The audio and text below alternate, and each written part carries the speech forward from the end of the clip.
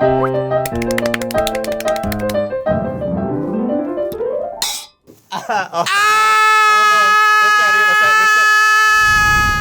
is Jon Batiste. He's one of the greatest musicians in the entire world, a Grammy-winning, Oscar-winning pianist. And today, we're taking on a challenge, scoring an animation in real time. Along the way, I get Jon's unique perspective on writing music, dive into his New Orleans roots, and we even arrange some songs on the spot. Some of the wisdom Jon shared absolutely blew my mind. I'm Josh Harmon, and this is Sounds Good. So what we're about to do is called Foley. Yes. This is the art of sound effects. The first step is for us to watch the animation and get a feel for the timing. The cartoon we're working with is an old Popeye episode from 1934. So this is what Jon and I are watching on the laptop. Jon has never seen this before. Watch how she slices the bread in the air 8 times, then the pieces fall down, then she neatens the piles 1, 2, 3, and then slides the 2 halves together to shuffle those sandwiches. It's so satisfying. Okay, wow. So that's the vibe. Gotcha. The challenge is for me to sync up all of my movements exactly with the characters, and for Jon to play music that's perfectly in time with that. We especially want to hit the ending when she puts her hands out right at the same time together. That's the hardest part. The main thing that we really want to hit is at the end. Yeah, wop, bop. Right? To make the sounds, I'm using a snare drum with a t-shirt on it, playing cards, an exercise band, and my favorite, the slide whistle. You want to give it a shot? You want us to try it?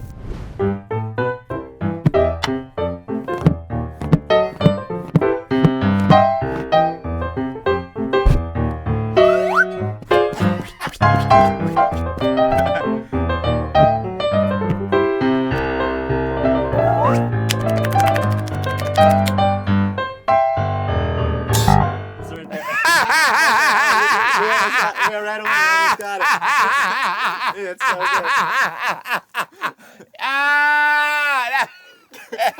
That's so fun, Josh. Yeah, there we go. See that vibe? Yeah. How long have you done this? I've been doing this now for a few years. It was really just an idea that I had because I've played the drums my whole life, but I always was really fascinated by how many different sounds I could get out of one surface. Like right now, I'm using the snare drum, but you can get all different sounds out of just the snare drum, like the center, the rim, right? And so in the beginning of the cartoon, I get both those sounds. Or using your hand instead of a stick, it's a different tone. Yes. And I just find that so fascinating. There's a whole universe just on here. It's amazing. Can we just do it again for fun? Yes. Yes, we can. Oh, you actually... Oh, yeah. Oh, wow. Oh, actually, look at that.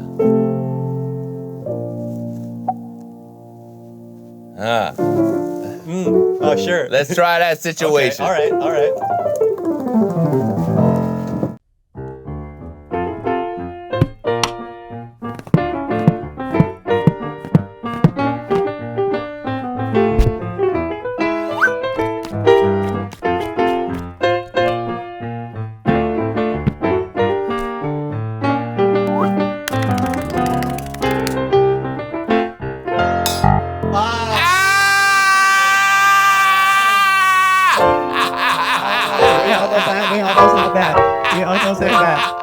That was, oh my God, that's so close. Let's do it one more time while we hot. Yeah, we hot. You sound great, man. Oh.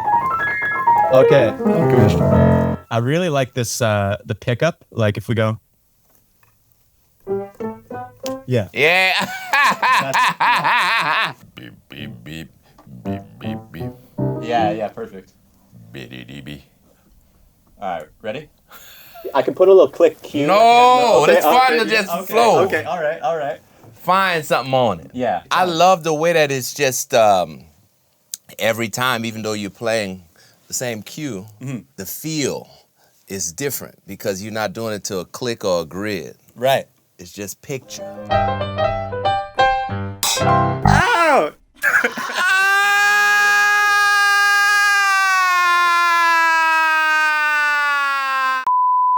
Can I just say this is unbelievable? This is a vibration.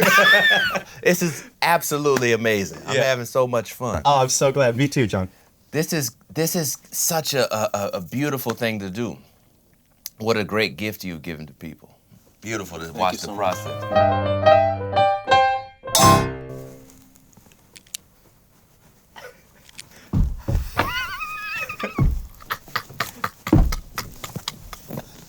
The type of music Jon's playing on the piano is called ragtime. I asked him to break down what that means and the history of the music. So rags are the mix of marches and European classical music. So if you think about a march, how it has this. So you really hear the early American lifestyle in the idiom of ragtime. You hear the early American way of living. And the music fits so perfectly with this tune from that era. It's just something, it's the spirit of what was in the air. Do you think you could demonstrate maybe that evolution? Yeah, so you got, different things happening. The march is very straight. If you count 1, 2, 3, 4, 1, dun, dun, dun, dun, dun, you see? And then there's different sections in a marching band. This is probably the tubas and the bass drum, if you can imagine. Boom, boom, boom, boom, boom. They're collaborating on the bass rhythm. Sure. And then you have the trombone.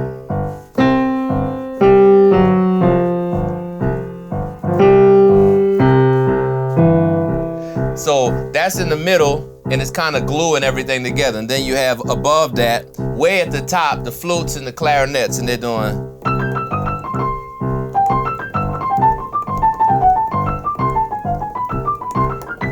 So it's like what we call obligati, or different aspects of coloration and counterpoint to the low trombone that's long and playing these sort of counter lines to what's in the middle, which is the sandwich between the clarinet and sandwich between the low brasses, the trumpets.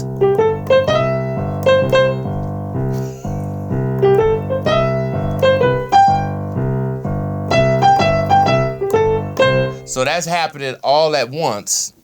And ragtime gives you this ability to take it and put it onto the piano, which is the orchestra at your fingertips right here, you see?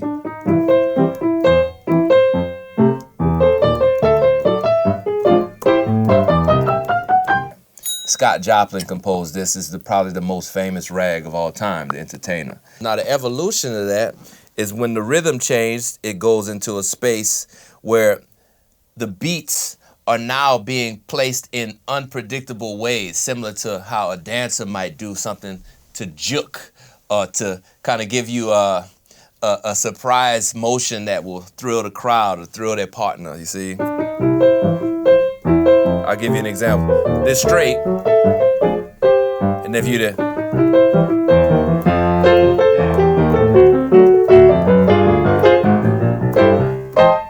So it's pulling and it's pushing, it's tension and release, it's a back and forth. That really birthed jazz in long and short of it. You know what would really take it up one more notch? Yeah. After I do the claps? Uh-huh. Yeah. Can you do a big, like a slide? Oh yeah, slide. Yeah. Yes. I love that. Nice touch. Okay. That's a nice vibration.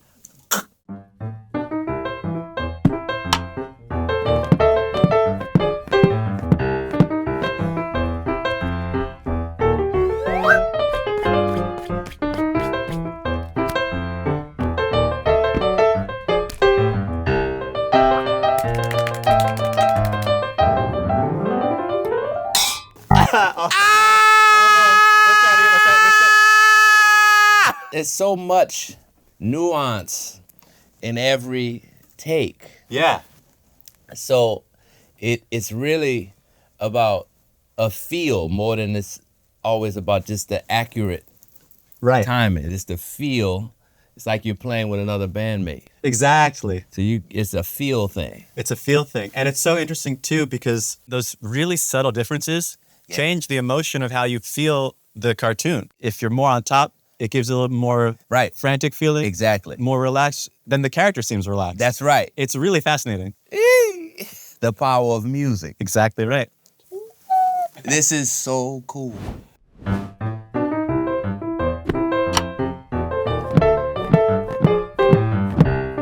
Sorry. One more time.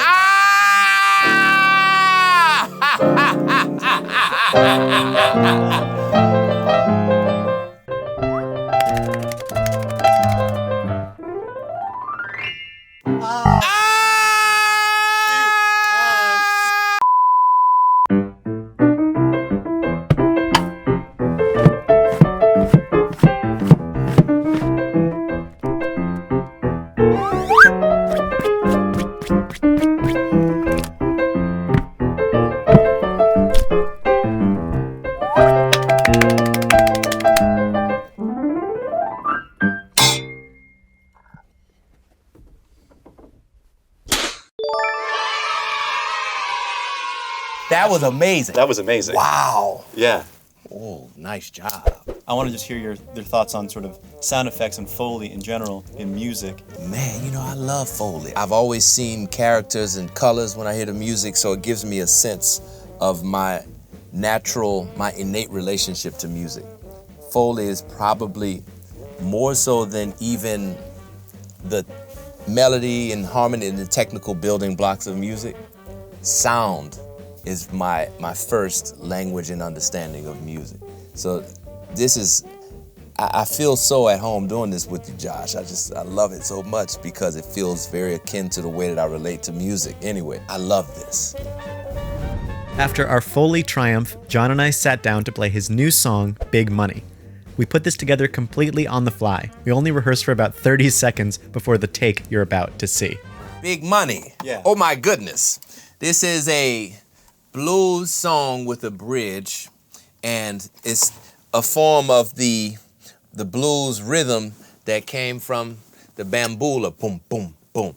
That's the New Orleans second line beat, and it's also the Bo Diddley beat. So we put these together in a way where it feels like it's from that era of time. So we can just really play with a very minimal instrumentation. And the bass drum is the heart of the rhythm. I usually play it on the guitar, but now I'm gonna do an arrangement right now on the spot with you for the first time ever on the piano and on my melodica, my harmonica and the keyboard put together, if you like that. And we're gonna figure it out. So let's see what happens. Let's see what happens.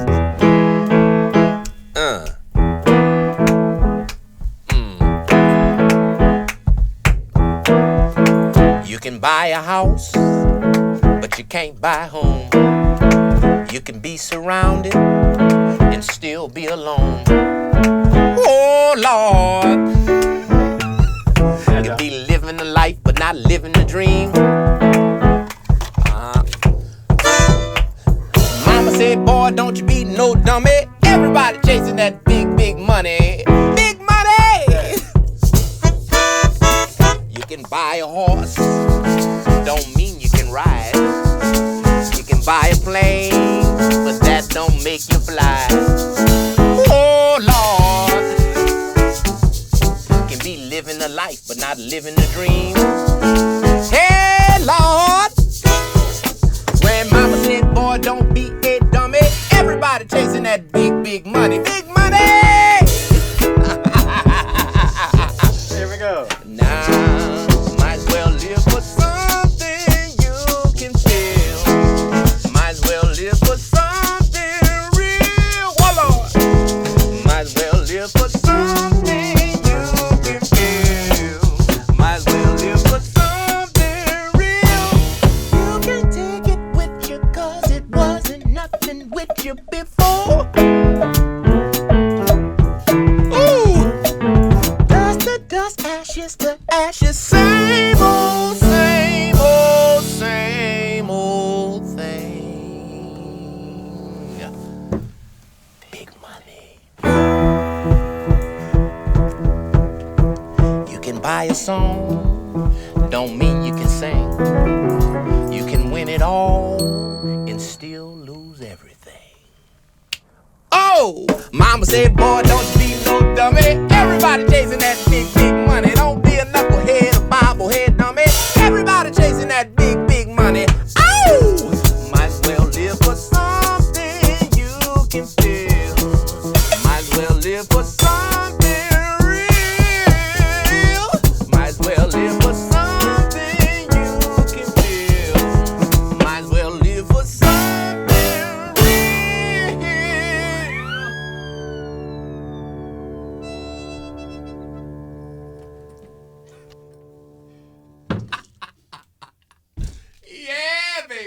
I want to ask you about writing the song and the melody.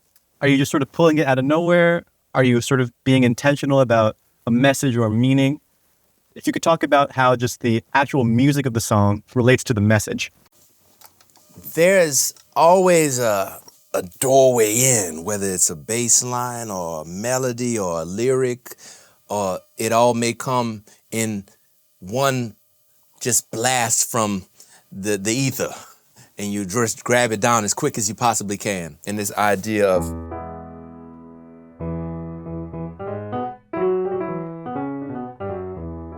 that came from, like a chant that a child could sing. Na na na na na na na na. That's something I would sing all the time as a kid. And in New Orleans, we have all kinds of chants. And I thought, might as well live for something you can feel. Might as well live for something real. And then to come out of that and to say, you can buy a song, don't mean you can sing. You can win it all and still lose everything. And I think it's a really special time right now in our country to state and to really create a sonic imprint of our identity. How do we state who we are sonically? What are those root elements, the core elements of the sound and the experience of American life? Oh, okay. Hi, it's me, Josh. I'm recording these voiceovers about 2 weeks after the shoot, and honestly, I'm still thinking about how inspiring it was to be around Jon. Here's a guy who's just so in love with music, and by extension, very much in love with life, and to be around that energy was so freaking cool. It was moving. His confidence, his silliness, the way he listens and pays attention. These are all things I want to strive for even more so in my own life. At the very end of our session, Jon and I actually bonded over our shared love of video games. This was completely unplanned. We didn't talk about the arrangement at all before we did it, but it felt like such a tiny moment of magic. So here it is from my favorite series, The Legend of Zelda, a little cover of the Song of Storms. Enjoy, and thanks for watching. Song of Storms.